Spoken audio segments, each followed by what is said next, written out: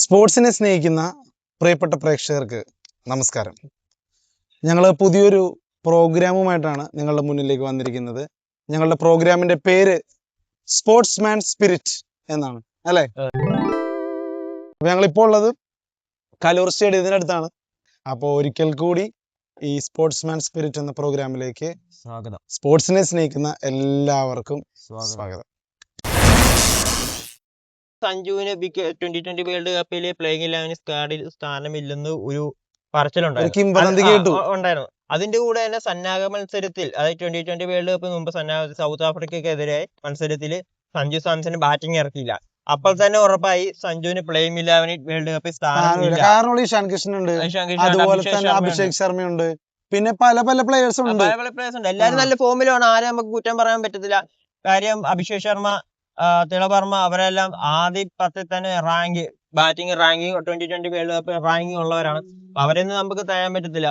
അപ്പൊ ICC റാങ്കിങ്ങില് അപ്പൊ അത് കഴിഞ്ഞിട്ട് ഫസ്റ്റ് മാച്ച് USA ആയിട്ടുള്ള മാച്ചിൽ തന്നെ സഞ്ജുവിന് സ്ഥാനമില്ല.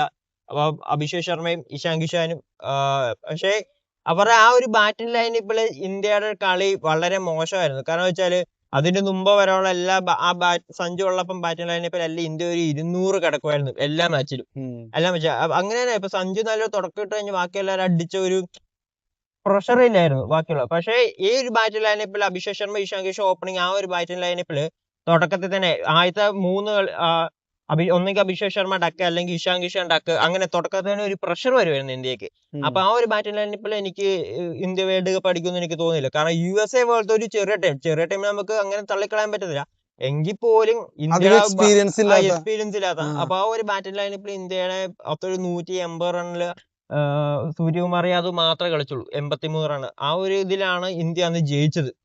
അപ്പൊ ഒരു ബാറ്റിംഗ് സത്യം പറഞ്ഞാൽ അങ്ങനെ ഇപ്പൊ സെക്കൻഡ് കളി നമീബിയായിട്ട് അഭിഷേക് ശർമ്മയ്ക്ക് അസുഖം വന്ന സമയത്ത് സഞ്ജു സാംസൺ കളിച്ചു. ആ ഒരു 8 ബോൾ 22 റൺ, ആ ഒരു നല്ല തുടക്കം തന്നെ ഇന്ത്യക്ക് മുതൽക്കൂട്ടാക്കി. മനസ്സിലാക്കേണ്ടത് സഞ്ജു ശരിക്കും ഇറങ്ങുന്നത് തന്നെ ഹിറ്റ് ചെയ്യാൻ വേണ്ടിട്ടാണ്. അതായത് കോച്ചിന്റെ വ്യക്തമായിട്ടുള്ള, ഗൗതം ഗംഭീറിന്റെ വ്യക്തമായിട്ടുള്ള ഇൻസ്ട്രക്ഷൻ ഉണ്ട്, ഹിറ്റ് ചെയ്ത് കളിച്ചോ എന്നുള്ളത്. കാരണം കുറച്ച് ബോളിൽ ഏറ്റവും കൂടുതൽ റൺസ് അടിക്കാൻ വേണ്ടിട്ട് തന്നെ സഞ്ജു ഇറങ്ങുന്നത്. അതുകൊണ്ട് സഞ്ജുവിന് ഇങ്ങനെ മുട്ടി കളിക്കാനോ ശ്രദ്ധിച്ച് കളിക്കാനോ ഒരു 50 അടിക്കാൻ വേണ്ടി കളിക്കാനോ എന്നുള്ള ഒരു ഫ്രീഡം ഇല്ല.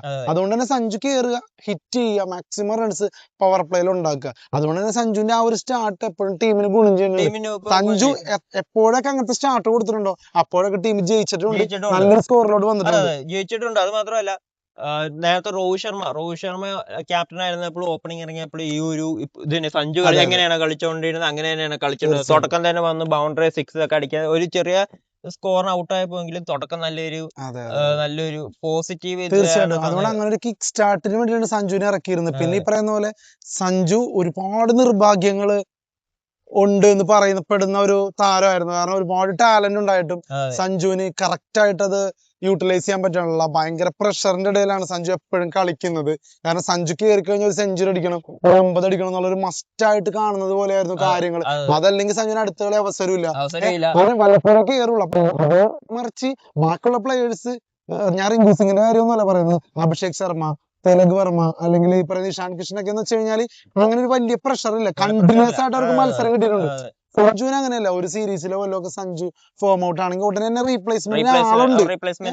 സഞ്ജു കയറി കഴിഞ്ഞാൽ 100 അടിക്കണം സഞ്ജു ഇതുപോലെ 2-3 സെഞ്ചുറി ഒക്കെ 2020 അടിച്ചിട്ടുണ്ട്, 3 സെഞ്ചുറി അടിച്ചിട്ടുണ്ട്. അപ്പൊ അത് തന്നെ വളരെ റയറാണ്, എല്ലാവരും അടിച്ചിട്ടൊന്നുമില്ല അങ്ങനെ. അപ്പൊ അത്ര റെക്കോർഡ്സ് ഉണ്ടായിട്ട് കൂടി സഞ്ജുവിന് കൃത്യമായിട്ട് ഒരു സീരീസിലോ അല്ലെങ്കിൽ ഫുള്ളായിട്ട് കളിക്കാൻ ഒരു പ്രഷർ ഇല്ലാതെ, ഈ കളി ഫോം ആയില്ലെങ്കിൽ അടുത്ത കളി ഞാൻ എന്തായാലും ഉണ്ടാവും, അടുത്ത കളി പിടിക്കാം എന്നുള്ളൊരു മാനസിക സഞ്ജുവിന് വെക്കാൻ പറ്റാറില്ല. സഞ്ജു പിന്നെ പതിയെ സഞ്ജു സ്വയം ഈ പറയുന്ന പോലെ ഒരു പേഷ്യൻസും, എന്താ പറയാ, എപ്പോഴും ലൈഫ് ഒരുപോലെ ആയിരിക്കില്ല എന്നൊക്കെ ഉള്ള ഒരു അണ്ടർസ്റ്റാൻഡിങ് ഒക്കെ മനസ്സിലാക്കി സഞ്ജു ഇമോഷണലി ഭയങ്കരമായിട്ട് സഞ്ജു ഡെവലപ്പ് ആവുന്ന ഒരു കാഴ്ചയാണ് നമ്മൾ കാണുന്നത്. സഞ്ജു സാംസൺ എന്ന ഒരാളില്ലെങ്കിൽ ഇപ്പൊ ചിലർ പറയുന്നുണ്ട് ഡൂബയുടെ 2 4.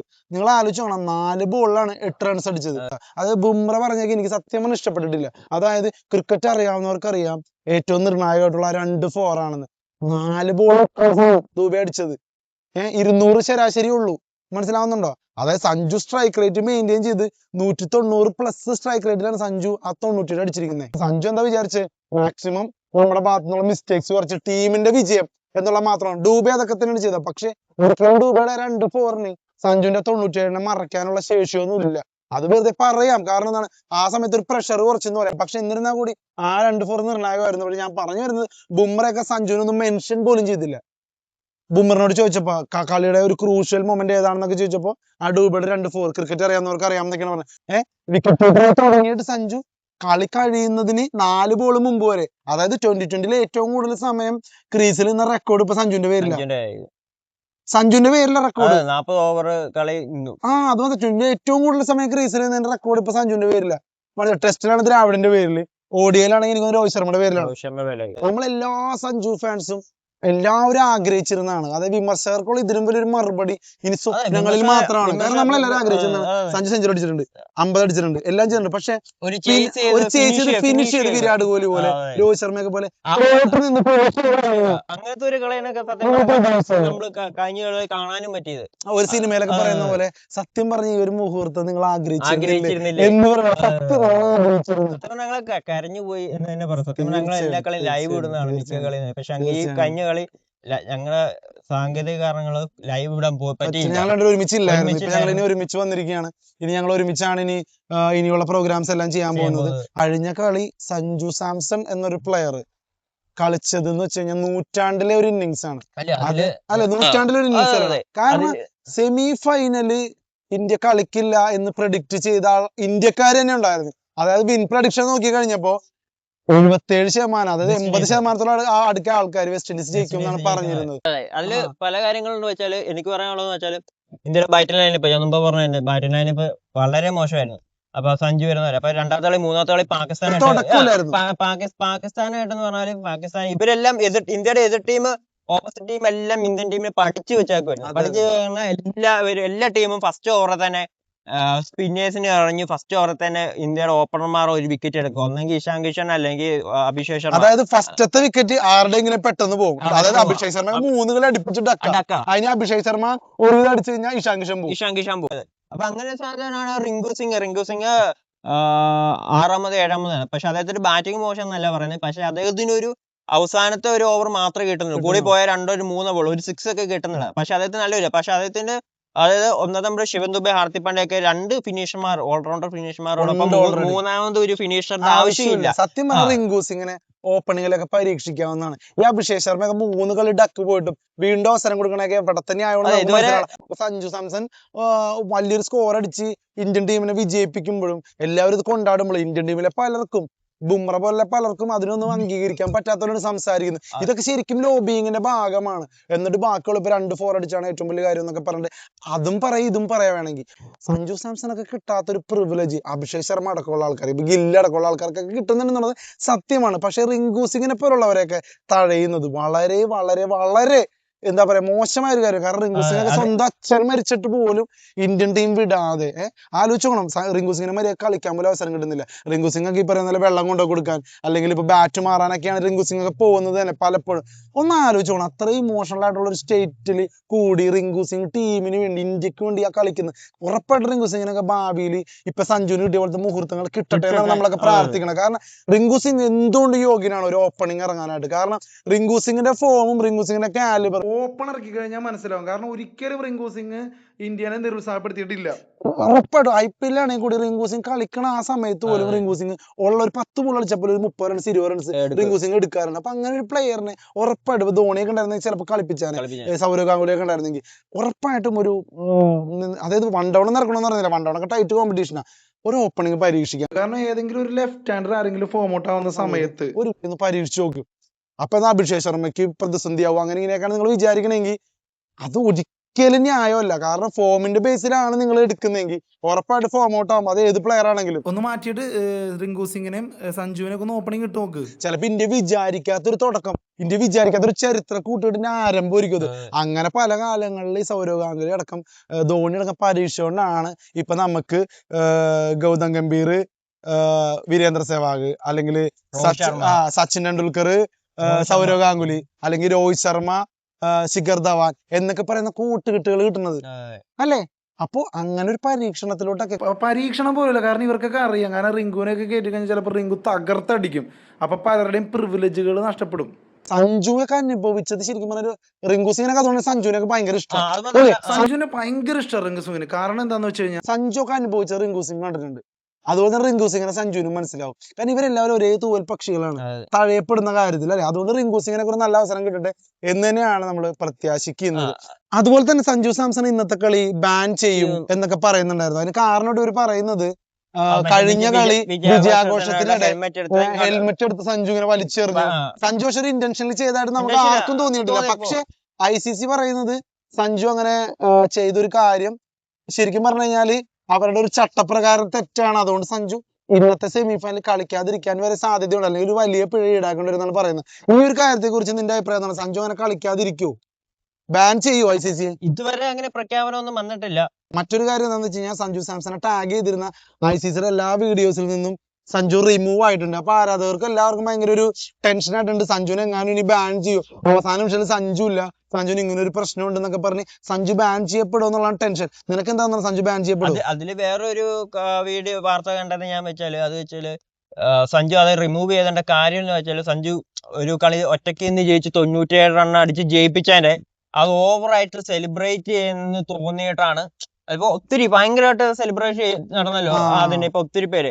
അപ്പൊ അതിന്റെ കൊണ്ടാണ് അഹങ്കരിക്കണ്ട എന്ന് ഓർത്താണ് റിമൂവ് ചെയ്തെന്നാണ് ഇങ്ങനെ പറയുന്നത് കേട്ടത്. Okay okay. അതല്ലാതെ വേറെ ICC ആയിട്ടുള്ള പ്രശ്നം കൊണ്ടല്ല. പക്ഷെ ഒരു കാര്യമുണ്ട്, ICC-നെ ഞാൻ ഒരിക്കലും ഇക്കാര്യത്തിൽ സോഷ്യൽ മീഡിയ ടീമിനെ ഞാൻ കുറ്റപ്പെടുത്തില്ല. കാരണം ICC-യുടെ സോഷ്യൽ മീഡിയ ടീമാണ് ആരെക്കാളും സഞ്ജുവിനെ ബൂസ്റ്റ് ചെയ്യുന്നത്. കാരണം അവരുടെ എഡിറ്റിംഗ് ഒക്കെ ഒരു രക്ഷയില്ല. സഞ്ജുവിന്റെ കണ്ടിട്ട് ടൈമിലാണ് ആ പേജ് തന്നെ ഒന്ന് ഉണരുന്നത്. സഞ്ജുവിന്റെ ഹേറ്റേഴ്സ് മൊത്തം ഫാൻസ് ആയി മാറിയ സിറ്റുവേഷൻ ആണ്. സഞ്ജുവിനെ കളിയാക്കി അവർ മാപ്പ് പറയാണ്. സോറി സഞ്ജു, ഞങ്ങൾ കളിയാക്കി പോയി, ഞങ്ങൾ കൺസിസ്റ്റന്റ് അല്ല, അങ്ങനെയാണ് ഇങ്ങനെയാണ് കുറെ ഞങ്ങൾ കളിയാക്കിട്ട് ഹിന്ദിക്കാരടക്കം സഞ്ജുവിന്റെ മാപ്പ് പറഞ്ഞു. ഇനി മുതൽ ഞങ്ങൾ സഞ്ജുവിന്റെ ഫാൻസ് ആണെന്ന് പറഞ്ഞ് ഹേറ്റേഴ്സ് മൊത്തം സഞ്ജുവിന്റെ ഫാൻസ് ആയിരിക്കാണ്. ഇനി പുതിയ ഹേറ്റേഴ്സ് ഉണ്ടാവണം അല്ലേ? ഇന്ത്യ സൗത്ത് ആഫ്രിക്ക ആയിട്ട് തോറ്റാനില് എന്താണ് പറയാനുള്ളത്? ശരിക്കും സൗത്ത് ആഫ്രിക്കയായിട്ട് ഇന്ത്യ തോറ്റത് നന്നായി എന്ന് ഞാൻ പറയും. കാരണം ഒരിക്കലും ഞാനൊരു ഇന്ത്യക്കെതിരെ സംസാരിക്കില്ല. എന്നിരുന്നാൽ കൂടി സൗത്ത് ആഫ്രിക്കയോട് ഇന്ത്യ തോറ്റപ്പോ ശരിക്കും അവിടെ തോറ്റത് കുറെ പേരുടെ അഹങ്കാരം, കാരണം വേറെ ഒന്നുമില്ല, ഇവര് മറന്ന കുറെ കാര്യങ്ങൾ ഇവരെ ഓർമ്മിപ്പിച്ചു ആ ഒരു ഗെയിം. അതുകൊണ്ട് ശ്രദ്ധിച്ചില്ലെങ്കിൽ കപ്പല്ല ഒരു കോപ്പും കിട്ടില്ല. സത്യം പറഞ്ഞു സൗത്ത് ആഫ്രിക്കക്കെതിരെ ഇന്ത്യ തോറ്റത് കൊണ്ടാണ് സഞ്ജു സാംസണെ പരിഗണിക്കുക എന്നുള്ള ചിന്തയെങ്കിലും അവിടെ വന്നത്. അതുകൊണ്ടാണ് ഇത്രത്തോളം ഒരു ആവേശം നമുക്ക് വരുന്നത്. ഇന്ത്യന്റെ സൂര്യകുമാർ യാദവിന്റെ ക്യാപ്റ്റൻസിലൊന്നും ഞാൻ കുറ്റം പറയത്തില്ല. കാരണം രോഹിത് ശർമ്മ വിരമിച്ച് കഴിഞ്ഞിട്ട് സൂര്യകുമാർ യാദവിന്റെ ക്യാപ്റ്റൻസി അത്യാവശ്യം നന്നായിട്ട് ഇന്ത്യൻ ടീമിൽ പോയത്. പക്ഷെ ഇന്ത്യൻ ടീമിന്റെ ഇപ്പോഴത്തെ അവസ്ഥ എന്താ വെച്ചാല് അവര് ജയിക്കുന്നുണ്ട് എല്ലാ കളികളും. പക്ഷെ ജയിച്ചാലും ഇവർക്ക് ചെറിയ ചെറിയ മിസ്റ്റേക്ക് പറ്റുന്നത് ഇവര് മാറ്റാൻ നോക്കുന്നില്ല. അത് മാത്രമല്ല സൂര്യകുമാർ യാദവ് കൺസിസ്റ്റന്റ് അല്ല. ഏറ്റവും കൺസിസ്റ്റന്റ് അല്ലാത്ത പ്ലെയർ സൂര്യകുമാർ യാദവ്. ഒട്ടും ഫോമിലല്ല. സൂര്യകുമാറിനെ വിശ്വസിച്ച് ഒരു ചേസിങ്ങും പറ്റൂല, അല്ലെങ്കിൽ ഒരു കളിയും കളിക്കാൻ പറ്റില്ല. കാരണം ക്യാപ്റ്റനായിട്ട് മാനേജ് ചെയ്യുന്നുണ്ടെന്ന് പറഞ്ഞിട്ട് കാര്യമുണ്ട്. അങ്ങനെയാണെങ്കിൽ ആരെങ്കിലും വേറെ ഏൽപ്പിച്ച് നോക്കി ഇന്ത്യ തോക്കുമെന്ന് നോക്കാം. അങ്ങനൊന്നുമില്ല. കോച്ച് നല്ലോണം, ഗൗതം ഗംഭീർ നല്ല കോച്ചിങ് ആണ്, നല്ല രീതിയിൽ വരുന്നുണ്ട്. ഇപ്പൊ ഇവൻ സഞ്ജു 50 അടിച്ച് നിൽക്കുമ്പോൾ പോലും, വെസ്റ്റ് ഇൻഡീസിന്റെ കളിയിൽ നിൽക്കുമ്പോൾ പോലും സഞ്ജു 50 അടിച്ച് ഇങ്ങനെ ബാറ്റൊക്കെ പോകുന്ന സമയത്തായാലും ഗൗതം ഗംഭീർ കൈ അടിക്കുമ്പോഴും സഞ്ജുവിനോട് പറയുന്നുണ്ട് നിക്ക് കാമായിട്ട് ക്രീസിൽ നിൽക്കുന്നു പറഞ്ഞു കൊടുക്കുന്നുണ്ട്. അത് ചെറുതായിട്ട് വീഡിയോയിലൊക്കെ കാണിച്ചിട്ടുള്ളൂ, എത്ര പേര് കണ്ടെന്ന് അറിയില്ല. അപ്പൊ സഞ്ജു വളരെ എന്താ പറയാ, ഒരു കോച്ച് പറയുന്നത് പോലെ ടീമിന് വേണ്ടി കളിക്കുന്ന ഒരു പ്ലെയർ പോലെയാണ് സഞ്ജു പോകുന്നത്. ഇപ്പൊ മോഹൻലാലൊക്കെ അഭിനയിക്കുന്ന പോലെ, സംവിധായകന്റെ ആക്ടറാണ് മോഹൻലാലൊക്കെ. അപ്പൊ അതുപോലെയാണ് സഞ്ജു ഇന്ത്യൻ ടീമിൽ. സഞ്ജു മോഹൻലാൽ സാംസൺ, സഞ്ജു സ്പെഷ്യൽ സാംസൺ എന്നൊക്കെ പറയുന്ന പോലെ അങ്ങനെയാണ് സഞ്ജു കളിക്കുന്നത്. ഏത് റോളും സഞ്ജു ചെയ്യും എന്നുള്ള രീതിയിൽ തന്നെയാണ് സഞ്ജുവിന്റെ ഒരു മൈൻഡ്. അപ്പൊ സൂര്യകുമാർ യാദവിനെ കുറിച്ച് പറയുകയാണെങ്കിൽ സൂര്യകുമാർ യാദവ് ശരിക്കും പറഞ്ഞ ഒരു ക്യാപ്റ്റൻ എന്നുള്ള നിലയിൽ നമ്മൾ പറയുന്നത് ടീം ജയിക്കണമെന്നാണ്. പക്ഷെ അതല്ലാതെ സൂര്യകുമാർ യാദവ് ഒരിക്കലും ഫോമിലല്ല എന്നുള്ളത് ഞാൻ എപ്പോഴും പറയും. അതായത് 2020 വേൾഡ് കപ്പ് തുടങ്ങി കഴിഞ്ഞാൽ പിന്നെ അഭിഷേക് ശർമ്മ ഫോമിലല്ല. ന്യൂസിലാൻഡായിട്ട് കളിച്ചുകൊണ്ടിരുന്ന ഒരു കളിയും അഭിഷേക് ശർമ്മ ഇതിലല്ല. അതുപോലെ തിളവർമ്മനെ വൺ ഡൗൺ ആയിട്ട് ഇറക്കിയിട്ട് വളരെ മോശം കളിയായിരുന്നു. എല്ലാ കളി 25 റണ്ണിന് മുകളിലുണ്ടെങ്കിൽ പോലും എല്ലാ കളിയും 22 ബോൾ 25, 27 ബോൾ 34. അത് 2020 ബാറ്ററിന്റെ ഇതല്ലായിരുന്നു. ശരി, തിലകവർമ്മ ഇറങ്ങേണ്ടത് യുവരാജ് സിംഗിന്റെ ആ ഒരു പൊസിഷനിലാണ്. ഫോർത്തല്ല. പക്ഷെ ഇപ്പം തിളവർമ്മ ഇറങ്ങുന്നത് ഒരു 5-ാമത് 6-ാമതൊക്കെയാണ്. ആ ഒരു സ്ഥാനം തിളവർമ്മയ്ക്ക് വളരെയായിട്ട് മെച്ചപ്പെട്ടിട്ടുണ്ട്. സിംബാബ്വെക്കെതിരെയാണെങ്കിലും കഴിഞ്ഞ വെസ്റ്റ് ഇൻഡീസിനെതിരെയാണെങ്കിലും അത്യാവശ്യം നന്നായിട്ട് തിളവർമ്മ കളിക്കാൻ തുടങ്ങി. അപ്പൊ അവനവർക്ക് യോജിച്ച ഒരു സ്ഥാനത്ത് കൊടുത്താൽ അവർക്ക് കളിക്കാൻ പറ്റില്ല. കാരണം പെട്ടെന്ന് ഒരു ഇന്ന സ്ഥാനത്ത് കളിച്ചുകൊണ്ട് എന്നിട്ട് പിന്നെ പെട്ടെന്ന് വൺ ഡൗൺ ആക്കുമ്പോൾ ആ ഒരു പ്രഷർ വരും.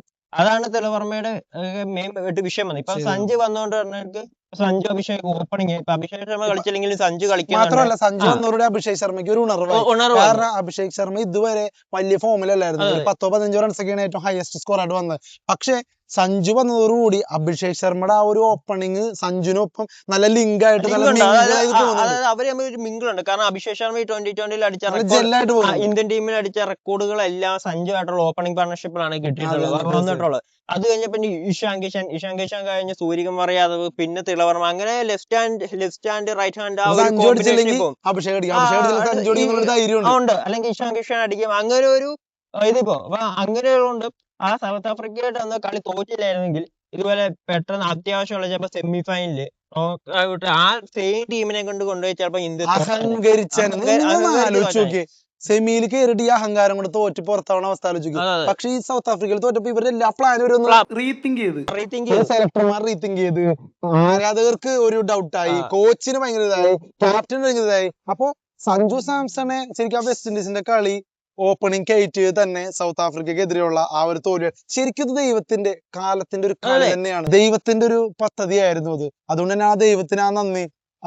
സഞ്ജുവിന് എല്ലാ ദൈവങ്ങൾക്കും സഞ്ജു നന്ദി പറഞ്ഞതാണ് ആ ഒരു സെലിബ്രേഷൻ കണ്ട് എല്ലാവരും പറഞ്ഞത്. കാരണം അത്രത്തോളം ഒരു മഹത്തരമായ, നമ്മളെല്ലാവർക്കും ജീവിതത്തിൽ കഷ്ടപ്പെടുന്നവർക്ക്, ഒരവസരം കിട്ടാത്തവർക്ക്, വർഷങ്ങളായിട്ട് പരിശ്രമിച്ച് ഒന്നും നേടാൻ പറ്റാത്തവർക്കൊക്കെ ഏറ്റവും വലിയ ഇൻസ്പിറേഷൻ ആയിരുന്നു സഞ്ജുവിന്റെ ആ ഇന്നിങ്സ്, സഞ്ജുവിന്റെ ഇതുവരെയുള്ള ക്രിക്കറ്റ് ജീവിതം. അതെ, മുൻ താരങ്ങൾ വരെ പറയുന്നുണ്ട് സഞ്ജു, അതായത് മുൻ ഇന്ത്യൻ കോച്ചും കൂടെ ആയ രവി ശാസ്ത്രിക്ക് വരെ സഞ്ജുവിനെ ഇറക്ക്, സഞ്ജു ചെറിയ തുടക്കമാണെങ്കിൽ നല്ല തുടക്കം തുടങ്ങിയ കാര്യം, അത് ഇന്ത്യൻ ടീമിനും മികച്ച മൈലേജ് ആണ്.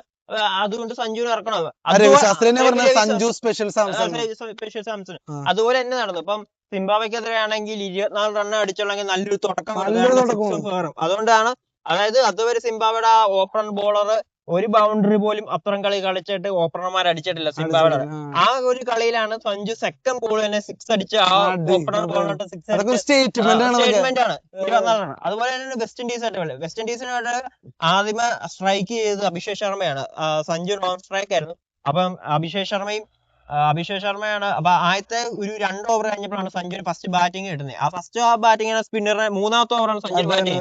2 6 ഒരു 4 അടിച്ചു. പിന്നെ അഭിഷേക് ശർമ്മ ഇഷാൻ കിഷൻ പിന്നെ പതിയെ ഔട്ടായപ്പോഴത്തേനും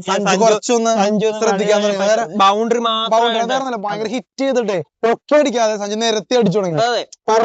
കാരണം വിക്കറ്റ് കളയാൻ പറ്റില്ല, അങ്ങനെ കളിക്കാൻ സഞ്ജുവിനെ അറിയാം. ഇതുപോലെ 2020 മാത്രമല്ല ഓഡിയൻസ് സഞ്ജുവിനെ കളിപ്പിക്കാട്ടോ. നീ പറ. അന്ന് വെസ്റ്റ് ഇൻഡീസുമായിട്ട് കളി നടക്കണമെങ്കിലും, പക്ഷെ അന്ന് ഞാൻ പറയാം, കേരളത്തിൽ മൊത്തത്തിൽ ഉത്സവമായിരുന്നു ആ ഒരു കളി സഞ്ജുവിന്. കാര്യം എന്താ വെച്ചാല്, ഉത്സവത്തിന്റെ ഇടയ്ക്ക് ഫോണിൽ എല്ലാരും ഗാനമേള വരെയൊക്കെ ആണെങ്കിൽ ഫോണിൽ ഇരുന്ന് ക്രിക്കറ്റ് കളി. കേരളത്തിൽ ഉത്സവ സീസൺ ആണ്. ചിലപ്പോ ഗാനമേള കാര്യങ്ങളൊക്കെ എല്ലാവരും ഉത്സവപ്പറമ്പിലേക്ക് എന്നിരുന്നാൽ കൂടി ആ പരിപാടികൾ ശ്രദ്ധിക്കാതെ ഇവനടക്കം ഗാനമേളക്കൊക്കെ ഇടയിൽ ഫോണിൽ ഇരുന്ന് കളി. അതാണ് ഏറ്റവും വലിയ ഉത്സവം. അതുപോലെ തന്നെ ഞാൻ കണ്ടു കണ്ണൂര് ഒരു അമ്പലത്തില് ക്ഷേത്രത്തിന്റെ മറ്റേ ഉത്സവത്തിന്റെ ഇത് കാണിക്കാൻ വേണ്ടി സ്ക്രീനിൽ അവിടെ ക്രിക്കറ്റ് കളി വെച്ച് അവിടെ ഇരുന്ന ഒരു ഉത്സവം കാണുന്നത്. അതാണ് സഞ്ജു എന്ന ആളുടെ ബാറ്റിംഗ്. പണ്ടൊക്കെ പറയുന്നുണ്ട് സച്ചിന്റെ ബാറ്റിംഗ് കാണാൻ വേണ്ടി ട്രെയിൻ വരെ നിർത്തിയിട്ടുണ്ട്. അതുപോലെ ഒരു അവസ്ഥയാണ് ഇപ്പൊ സഞ്ജുവിന്റെ ഫാൻസിന്. പിന്നെ നീ നേരത്തെ പറഞ്ഞില്ലേ, പറഞ്ഞു തുടങ്ങിയത് സഞ്ജുവിന് ഒരുപാട് പ്രമുഖർ സഞ്ജുവിനെ പുകഴ്ത്തി അഭിനന്ദിച്ചു. അതിൽ ഏറ്റവും പ്രധാനമായിട്ട് പറയാനുള്ളത് സൗരവ് ഗാംഗുലി, മുൻ ICC സെലക്ടറും കൂടിയായിരുന്നു പുള്ളിക്കാരൻ. ഇന്ത്യയിലെ ടീമിനെ സെലക്ട് ചെയ്യുന്ന ഒരാളും കൂടിയാണ്. അപ്പൊ സൗരവ് ഗാംഗുലി പറഞ്ഞത് അദ്ദേഹം വരെ കുറ്റബോധത്തിലാണ്. കാരണം അദ്ദേഹം വരെ സഞ്ജുവിന്റെ കൺസിസ്റ്റൻസി ഇല്ലായ്മ ഒക്കെ ഒരുപാട് വിമർശിച്ചിരുന്നു. പക്ഷെ അതേ ആള് തന്നെ വേണ്ടി വന്നു ഒരു ഇന്ത്യനെ ഒരു നിർണായക സമിതി ജയിപ്പിക്കാൻ. അതുകൊണ്ട് സഞ്ജുവിന് ടീമിൽ മസ്റ്റ് ഫാക്ടർ ആണ്. സഞ്ജു ഇത്തിരി ഫോം ഔട്ട് ആയി കഴിഞ്ഞാൽ പുറത്തിരുത്താതെ സഞ്ജുവിനെ വീണ്ടും നിങ്ങൾ കളിപ്പിച്ചോണ്ടേയിരിക്കണം. അപ്പൊ സഞ്ജുവിന്റെ ഒരു എനർജിയും സഞ്ജുവിന്റെ ഒരു ഇൻസ്പിറേഷനും ഒക്കെ കൂടിയേ വരുള്ളൂ. അപ്പൊ സഞ്ജുവിന് അതൊരു മോട്ടിവേഷൻ ആയിരിക്കും എന്ന് സാക്ഷാൽ സൗരവ് ഗാംഗുലി അടക്കമുള്ളവർ പറഞ്ഞിരിക്കുകയാണ്. അതുപോലെ തന്നെ സച്ചിൻ ടെണ്ടുൽക്കർ പറഞ്ഞാണ് സഞ്ജുവിന്റെ കളി കാണാൻ തന്നെ ഭയങ്കര പക്വതയോട് കൂടിയിട്ട് ഭയങ്കര കാമൻ കമ്പോസ്ഡ് ആയിട്ടുള്ള ഇന്നിങ്സ് ആണ് സഞ്ജുവിൽ നിന്ന് കാണാൻ വളരെ സന്തോഷം സാക്ഷാൽ സച്ചിൻ ടെണ്ടുൽക്കർ പറയുന്നു. അതുപോലെ തന്നെ സുരേഷ് റൈന, ദിനേശ് കാർത്തിക് ഇമോഷണൽ ആയിരുന്നു. ദിനേശ് കാർത്തിക് പറയാണ് സഞ്ജു എന്നൊരു പ്ലെയർ ശരിക്കും ഒരു ഇമോഷൻ ആണ്. കാരണം സച്ചിൻ, ധോണി, രോഹിത് ശർമ്മ, കോഹ്ലിയെ കഴിഞ്ഞാൽ ഇത്രത്തോളം ഫാൻസ് ഉള്ള ഒരു പ്ലെയർ ഇന്ത്യയിൽ ഇല്ല എന്നാണ് ദിനേശ് കാർത്തിക് ഉറപ്പിച്ചു. കാരണം സഞ്ജു ഏത് സ്റ്റേഡിയത്തിൽ പോയാലും സഞ്ജുവിന് കിട്ടുന്ന അപ്ലോസ് എന്നൊക്കെ പറഞ്ഞ ഒരു സൂപ്പർ സ്റ്റാർ. ഇങ്ങനെ പറയും, അതായത് twinkle twinkle little star Sanju Samson super star. അത്രത്തോളം സഞ്ജുവിന് ഇടുന്ന ഫാൻ ബേസ് എന്നൊക്കെ പറഞ്ഞു. ഇനി ചെന്നൈ സൂപ്പർ കിങ്സിനാണ് സഞ്ജു കളിക്കാൻ വേണ്ടി ശരിക്കും പറഞ്ഞാൽ അതറപ്പോകുന്നത്. Super star super star Sanju. ചെന്നൈയുടെ നമ്മുടെ ധോണിയുടെ എൻട്രിക്ക് പോലും സഞ്ജു സാംസന്റെ ഒരു ഇമ്പാക്ട് അതിനകത്തുണ്ടായിരുന്നു. ഋതുരാജൊക്കെ വരുന്നത് മറ്റേ ആനപ്പട്ടത്തിന്റെ സംഭവമൊക്കെ ആയിട്ട് കാരണം സഞ്ജുവിന്റെ ഒരു ഇമ്പാക്ട് ധോണിക്കൊക്കെ കിട്ടിയ ഇമ്പാക്ട് അല്ലേ, കാരണം റോറിംഗ് ആണ് സദസ്. അപ്പൊ ഈവൻ നോർത്ത് ഇന്ത്യയിൽ ഇപ്പൊ ഭയങ്കര ഫാൻ ബേസ് ആയി, സൗത്ത് ഇന്ത്യയിൽ ഫാൻ ബേസ് ഉണ്ട്. മലയാളികൾ പറയണ്ട, സഞ്ജു കാരണം തന്നെയാണ് കളി കാണുന്നത്. സഞ്ജു ഔട്ടാക്കി കഴിഞ്ഞാൽ നമ്മള് കളി നിർത്തും. അതുപോലെ തന്നെ ദിനേഷ് കാർത്തിക്കൊക്കെ ശരിക്കും ആ രവി ശാസ്ത്രി കമന്ററി വരുമ്പോഴൊക്കെ ഭയങ്കര ഇമോഷണൽ ഇങ്ങനെ ഇരിക്കണ രംഗമൊക്കെ ഭയങ്കര തന്നെ. അപ്പൊ ദിനേഷ് കാർത്തിക് ഇപ്പൊ പറയണം സഞ്ജുവിന്റെ ലൈഫ് തന്നെ ഭയങ്കരമായ ഒരു ഇൻസ്പിറേഷൻ ആണ്. സഞ്ജു ഈ പറയുന്ന പോലെ എല്ലാവർക്കും ഇനി വളർന്നു വരുന്ന ആൾക്കാർക്കും അവസരം കിട്ടാത്തവർക്കും സഞ്ജു ഭയങ്കര ഇൻസ്പിറേഷൻ. കാരണം സൗത്ത് ഇന്ത്യയിൽ നിന്ന് ഈ പറയുന്ന പോലെ ഭയങ്കര തഴയപ്പെട്ട് കിടക്കുന്ന ഒരു ഏരിയയാണ് കേരളം. പക്ഷെ സഞ്ജുവോടെ ഈ പറയുന്ന പോലെ കേരളത്തിൽ നിന്ന് ഒരേ ഒരു പ്ലെയർ എന്നുള്ള നിലയിൽ സഞ്ജു വന്ന് എല്ലാ ലോബികൾക്കെതിരെ സഞ്ജു കാത്തിരുന്ന് സഞ്ജു പറഞ്ഞ പോലെ ഞാൻ ചിലപ്പോ കളി 50 കളി 40 കളി 60 കളിയൊക്കെ കളിച്ചിട്ടുണ്ടാവുള്ളൂ. പക്ഷെ ഞാൻ 100-200 കളികളൊക്കെ ഞാൻ ഇരുന്ന് കണ്ടിട്ടുണ്ട് ഡഗ്ഔട്ടിൽ. കാരണം 10 വർഷത്തെ എന്റെ കരിയറിൽ ഞാൻ കുറച്ച് കളികൾ കളിച്ചിട്ടുള്ളൂ. പക്ഷെ ലെജൻസ് ആയിട്ടുള്ള രോഹിത് ശർമ്മ, കോഹ്ലിയൊക്കെ കളിക്കുന്നതും ഫിനിഷ് ചെയ്യുന്നതൊക്കെ ഞാൻ ഇത് കണ്ടിട്ടുണ്ട്. അതിന്റെയൊക്കെ ഒരു ഇമ്പാക്റ്റിലായിരിക്കും ഞാൻ ഇത്രയും കളിച്ചതെന്ന് സഞ്ജു പറയുമ്പോഴും. അത്രയും നാള് സഞ്ജുവിനെ ആ ഒരു ഡഗ്ഔട്ടിൽ ആ ഒരു ചെയറിൽ ഇരുത്തിയത്, അത് ഇരുത്തിയത് ഇമോഷണൽ സംഭവം തന്നെയാണ്. അത് മാത്രല്ല സഞ്ജുവിനെ ഇരുത്തിയത്, അത്രയും നാള് സഞ്ജുവിനെ കളിപ്പിക്കാതെ ഇരുത്തിയതൊക്കെ ശരിക്കും ആരുടെ ഹൃദയത്തിൽ കൊള്ളുന്നതാണ്. ഈ സെലക്ടർമാർക്കൊക്കെ ചിലപ്പോൾ ഒരു ഇമോഷൻ തോന്നിയിട്ടുണ്ടാവും സഞ്ജു അങ്ങനെ പറയുമ്പോഴേ. പക്ഷെ സഞ്ജു ആരെയും വെറുപ്പിക്കാത്ത തരത്തിലാണ് കാര്യങ്ങൾ പറയുന്നത്. അപ്പൊ അതുപോലെ തന്നെ ഇർഫാൻ പത്താനൊക്കെ സഞ്ജുവിനെ സെലിബ്രേറ്റ് ചെയ്യണം. മലയാളി എന്ന് പറഞ്ഞ നടിമാര് പിണറായി വിജയൻ നമ്മളെ മുഖ്യമന്ത്രിയൊക്കെ പറയുന്നത് നമ്മളെ മലയാളികൾക്ക് ഒരു സ്വഭാവമാണ്, നമ്മൾ അങ്ങനെ തോറ്റു കൊടുക്കുന്നവരല്ല. എല്ലാവരും സിനിമാ താരങ്ങൾ മമ്മൂട്ടി, മോഹൻലാലൊക്കെ, അതുപോലെ ഓസ്ട്രേലിയൻ താരങ്ങള്, വെസ്റ്റ് ഇൻഡീസ്, അങ്ങനെ എല്ലാ താരങ്ങളും തന്നെ സഞ്ജുവിനെ പുകഴ്ത്തി. സഞ്ജു നമുക്കൊരു അഭിമാനമായിട്ട് തന്നെ വളർന്ന് പന്തലിച്ചുകൊണ്ടിരിക്കുകയാണ്. പക്ഷെ ഒരു കാര്യമുണ്ട്, കാരണം സഞ്ജു സാംസണിനെ വിരാട് കോഹ്ലിയോ രോഹിത് ശർമ്മയോ ഒരു പോസ്റ്റ് ഇട്ട്, ഇപ്പൊ വീരേന്ദ്ര സെവാഗോ ഒരു പോസ്റ്റ് ഇട്ട് അഭിനന്ദിച്ചില്ല എന്നുള്ളത് എനിക്കൊരു ചെറിയൊരു വിഷമമുണ്ട്. കാരണം അവർക്കൊക്കെ ചെയ്യാമായിരുന്നു. അല്ലെങ്കിൽ എല്ലാത്തിനും ഭയങ്കരമായിട്ട് ഇൻസ്റ്റാഗ്രാമിൽ സ്റ്റോറി ഇടുക മറ്റേ. പക്ഷെ സഞ്ജുവിന്റെ കാര്യത്തിൽ മാത്രം ഇവരെന്തുകൊണ്ട് ഇട്ടില്ല? ഇട്ട് കഴിഞ്ഞാൽ എന്തെങ്കിലും കുറഞ്ഞു പോകുമോ അറിയില്ല. അപ്പൊ ആ ഒരു കാര്യം ഞങ്ങളിവിടെ പറയാണ്. പക്ഷെ എന്നിരുന്നാലും സഞ്ജുവിന് കിട്ടേണ്ടത് സഞ്ജുവിന് കിട്ടി. ഇനിയുള്ള മത്സരങ്ങളിലും സഞ്ജു ഇതുപോലെ തന്നെ പ്ലേ ചെയ്യട്ടെ, സെഞ്ചുറി അടിക്കട്ടെ, 50 അടിക്കട്ടെ. സെമിഫൈനലും ഫൈനലും സഞ്ജുവിന് കുറച്ചും കൂടി ഇമ്പാക്ട് ഉണ്ടാക്കാൻ നടക്കട്ടെ. സെഞ്ചുറി അടിക്കാൻ പറ്റട്ടെ. മാൻ ഓഫ് ദി ടൂർണമെന്റ് എന്നുള്ള സഞ്ജു സാംസണിന് കിട്ടട്ടെ എന്നാണ് എനിക്ക് പറയാനുള്ളത്. ഈ വേൾഡ് കപ്പില് ഈ 2 കളിയും കൂടി സഞ്ജു സെഞ്ചുറി അടിച്ച് സെറ്റ് ചെയ്യാൻ സഞ്ജുവിനെ കിട്ടും. സെഞ്ചുറി അടിക്കണമെന്ന് ഞാൻ പറയുന്നില്ല, പക്ഷെ അത്യാവശ്യം ഒരു കളി ജയിപ്പിക്കാനുള്ള ഒരു സെറ്റപ്പ്, ഒരു ഇമ്പാക്ട് ഉണ്ടാക്കി എടുക്കുകയാണെങ്കിൽ ഒരു മാൻ ഓഫ് ദി ടൂർണമെന്റ് എന്ന രീതിക്ക് അങ്ങനെ അത് സംഭവിക്കട്ടെ. അപ്പൊ സ്പോർട്സ് ഫാൻ സ്പിരിറ്റിന്റെ ഈ ഒരു എപ്പിസോഡിൽ നമ്മൾ മെയിൻ ആയിട്ട് ഉദ്ദേശിച്ചത് നമ്മുടെ ഒരു ഇൻട്രൊഡക്ഷൻ, നമ്മുടെ ഈ ഒരു പ്രോഗ്രാം തുടങ്ങുന്നു എന്നുള്ളതും, അതോടൊപ്പം തന്നെ കഴിഞ്ഞ കളിനെ കുറിച്ചും ഇനി എന്തുകൊണ്ടാണ് ഞങ്ങൾ ഈ സ്പോർട്സിനെ ഇത്രയും സ്നേഹിക്കുന്നത്, ഞങ്ങൾ ഈ സ്പോർട്സ് ഫാൻ സ്പിരിറ്റ് വരുന്നതിനെ കുറിച്ചൊക്കെ ഒന്ന് നിങ്ങളോട് പറയാന്നുള്ളൊരു ഉദ്ദേശം മാത്രമേ ഇപ്പൊ ഈ ഫസ്റ്റ് എപ്പിസോഡിൽ ഞങ്ങൾക്ക് ഉണ്ടായിരുന്നുള്ളൂ. അപ്പോൾ സ്പോർട്സ്മാൻ സ്പിരിറ്റിന്റെ അടുത്ത എപ്പിസോഡിൽ കാണാം. Bye, see U.